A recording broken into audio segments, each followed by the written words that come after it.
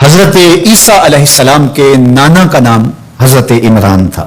حضرت عمران کے ہاں اولاد نہیں تھی، ان کی زوجہ حضرت حنا سلام اللہ علیہا، پیغمبروں کا خاندان ہے، پیغمبروں کی صحبت ہے، تو وہ بھی صبر شکر کر کے اللہ کی رضا پہ راضی تھی۔ گھر کے صحن کے اندر دوپہر کے وقت چارپائی بچھائے ایک درخت کے نیچے کیلولا کرنے لگی تو ایک منظر دیکھا کہ درخت پر ایک چڑیا نے گھونسلہ ڈالا ہوا تھا اور اس نے بچے دیے ہوئے تھے۔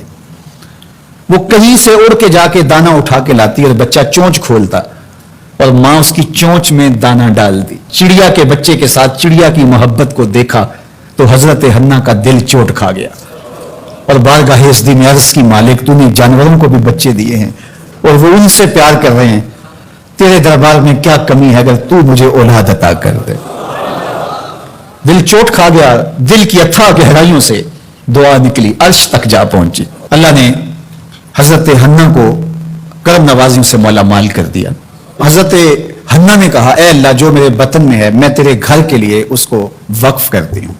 جب ولادت کے لمحے آئے تو حضرت حنا زوجہ عمران نے بیٹی کو جنم دیا تو پریشان ہو گئی کہ مالک یہ تو بیٹی ہے، میں نے تو اس کو مسجد اقصی کے لیے وقف کیا ہے اور وہاں سارے مرد ہیں، ایک لڑکی جب جوان ہوگی تو اس کو وہاں کیسے چھوڑ سکوں گی، منت میری کیسے پوری ہوگی۔ بہت پریشان ہوئی منت کی تکمیل کا سوچ کے کہ مالک یہ تو بیٹی ہے۔ آواز آئی پریشان ہونے کی ضرورت نہیں، حنا جو تو نے بیٹی جنم دی ہے ایسے تو بیٹے بھی نہیں ہوتے۔ اس بیٹی کا نام کیا رکھا گیا؟ مریم سلام اللہ علیہا۔ بیٹی جوان ہو گئی تو منت یاد آئی کہ اب اس کو بیت المقدس میں ہم نے وقف کرنا ہے۔ پریشانی ہوئی کہ اب 300 حجرے ہیں جن میں مرد ہی مرد ہیں، ایک تنہا عورت کیسے وہاں رہے گی۔ تو یہ سوچا کہ کوئی بوڑھا بزرگ ہو جس کی کفالت میں ان کو دیا جائے تو وہ ان کی دیکھ بھال کرے، ضروریات کو پورا کرے۔ تو بہت سارے لوگ اس سعادت کے لیے تیار ہو گئے۔ پھر قرعہ ڈالا گیا، قرعہ فال نکلا حضرت زکریا علیہ السلام کے نام۔ اللہ کے جلیل القدر پیغمبر اور رشتے میں خالو بھی لگتے تھے، کہا یہ سعادت میرے ذمہ رہی، اور چونکہ ان کے ہاں بھی اولاد نہیں تھی انہیں کہا ٹھیک ہے ہم اسے بیٹی بنا کے اس کا خیال رکھیں گے۔ حضرت زکریا علیہ السلام نے ایک حجرہ مختص کیا حضرت مریم کے لیے اور ان کی ضروریات کو پورا کرتے، کھانا دیتے۔ جب کہیں جانا ہوتا تو حجرے کو باہر سے تالا لگا کے چلے جاتے، افطار کے وقت یا رات ہوئے ہیں تو سحری کے وقت پھر آ جاتے۔ ایک دن حضرت زکریا علیہ السلام تالا لگا کے کہیں گئے کام، واپس آتے ہوئے دیر ہو گئی اور افطار کے لمحے گزر گئے، بہت پریشان ہوئے تو خیر سامان لے کے تیزی سے پہنچے اور آ کے دروازہ کھولا، وجد عندها رزقا، تو دیکھا بے موسمی پھل پڑے ہوئے ہیں۔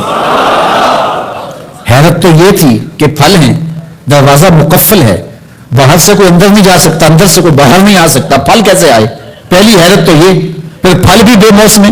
قال یا مریم انا لک ھذا، اے مریم یہ کہاں سے آئے؟ قالت هو من عند اللہ، کہا یہ میرے اللہ کی طرف سے آئے، یہ مجھے میرے رب نے دیے ہیں۔ ان اللہ یرزق من یشاء بغیر حساب، وہ جس کو چاہتا ہے بغیر حساب کے عطا کرتا ہے، اس کے لیے کوئی مشکل نہیں ہے۔ جو ماں کے پیٹ میں بچے کو رزق دیتا ہے، انڈے میں چوزے کو رزق دیتا ہے، وہ حجرہ مریم میں مریم کو رزق نہیں دے سکتا؟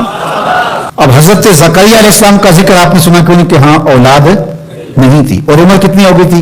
120 سال، اور آپ کی زوجہ کی عمر 100 سال ہوگی، تو اب تو امید بھی ختم ہو گئی اولاد کی۔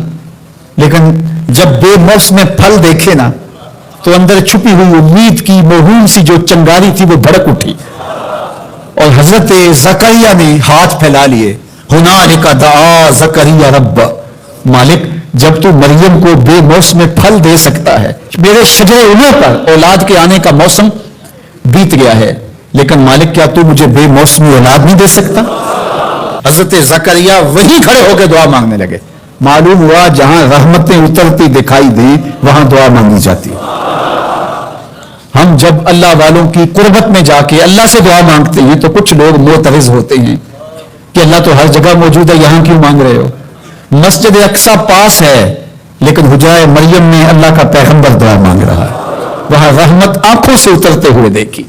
ان رحمت اللہ قریب من المحسنین، اللہ قرآن میں فرماتا ہے میری رحمت محسنین نیکوکاروں کے نیڑے ہوتی ہے، اس لیے ہم اللہ والوں کے قریب جا کے اللہ سے مانگتے ہیں، مالک تیری رحمتیں یہاں برس رہی۔ ہنالک دعا زکریا ربہ، وہی کھڑے ہو کے دعا مانگنا شروع کر دی، اللہ مجھے ستری اولاد عطا کر دے۔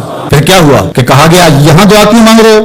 میرے گھر میں آؤ. کہا گیا نبی ہو کے ولیہ کے حجرے میں دعا مانگ رہے ہو, تمہیں کچھ نہیں دیا جائے گا؟ نہیں. سنو قرآن سنو. فنادتہ الملائکہ, فرشتے آ کے پکار کرنے لگے. کب؟ وَهُوَ قَائِمٌ يُصَلِّي فِي الْمِحْرَابِ, وہ حجرے میں کھڑے ابھی دعائیں مانگ ہی رہے تھے. فرشتوں نے آ کے ندا دی. کیا؟ ان اللہ یبشرک بیحییٰ, اے زکریا تمہیں مبارک ہو, ہم تمہیں یحییٰ عطا فرمائیں گے. اولاد مانگی ہے تو یحییٰ ملے گا, لیکن اکیلی اولاد نہیں مانگی, ذریۃ طیبہ, ستھری اولاد مانگی ہے, پاک اولاد مانگی ہے.